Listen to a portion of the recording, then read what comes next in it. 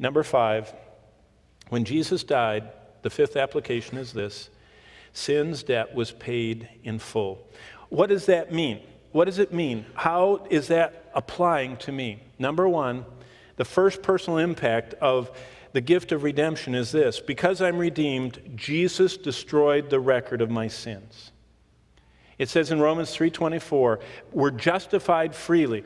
On a computer that you can have your words all over the page, but then if you highlight them all and hit one of the 3 justifying little symbols, icons, you hit this one, they all jump over and they're justified on the left margin. You hit the middle one and they fill the whole page and they're justified. Or you hit the right one and they're justified to the right-hand margin. You know what justification means? It means to get square with a standard, with a square, kind of to be plumbed against a square line. And justification means that we measure up to God's high standard of righteousness, not because of what we've done. Look what it says: being justified freely by his grace, Romans 3:24. Freely, no earning involved, totally by grace. Secondly, the second impact is because I'm redeemed, Jesus is all I need.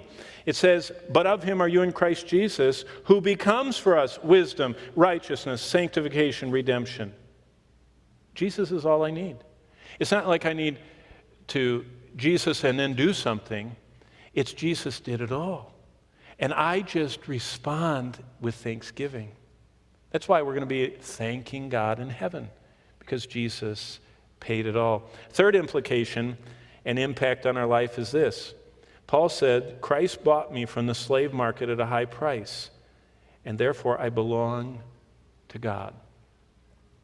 When someone would go to a marketplace and buy a slave and got the little certificate, took it up to the magistrate would sign it over to them, that slave belonged to that master.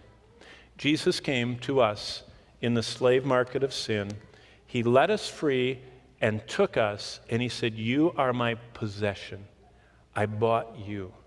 And therefore you become, instead of a slave to sin, you become my slave. Did you know we're called in heaven bond slaves of God? We are forever owned as his servants, but we don't do it out of force. We do it because we love him. And we do it because he redeemed us.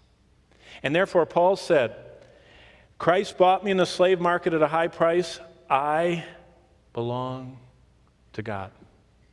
Now, there are many other implications. We'll just scroll through these. The fourth one is, because I'm redeemed, my sins are forgiven forever. Ephesians 1:7. That means every time the devil points at us, Jesus says, paid. That's wonderful to know. The fifth one is, because Christ bought me in redemption, I am God's workmanship. Did you know God bought me to make me a beautiful piece of his artistic workmanship? We are his workmanship created in Christ Jesus for a purpose. There's something that each of us can do this morning that no one else can do. We are redeemed, purchased to be his perfection of a workmanship for something only we can do. And you know why David says that his life was great? He says, I fulfilled your purpose in my life. David said, you bought me for a reason, and I did what you bought me for. That should be every one of our desires. Number 6, it says, because I'm redeemed, Philippians 1:6, God will finish what he started in me. You know, the Lord's never through with us. I'm reminded of this every time. I walk the halls and someone will come up and said, I caught you in a mistake this week. I said, only one? You only found one? Did you know God isn't finished with any of us? That God is always at work in our lives? That our sanctification is progressive?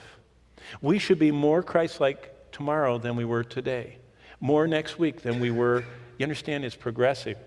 The seventh impact is, because I'm redeemed, I am set free from any bondage. Did you know I meet people and they're still bound by former sins? Lusts of the flesh, lusts of the eyes, and pride of life. And what they do is they say, no, I'm trapped. I said, you're not trapped. If you're redeemed, Jesus bought you out of there. You just are telling yourself, you're letting your body run the show instead of your spirit. Because I'm redeemed, I am set free from any bondage, Titus 2:14 says. He gave himself for us that he might redeem us from every lawless deed and purify us. But here's the last reason, we're done. Because I'm redeemed, I will worship the Lord forever. Redeemed, how I love to proclaim it. Now, let me ask you, what was the service about this morning? And I hope we live and talk like we're glad we're redeemed.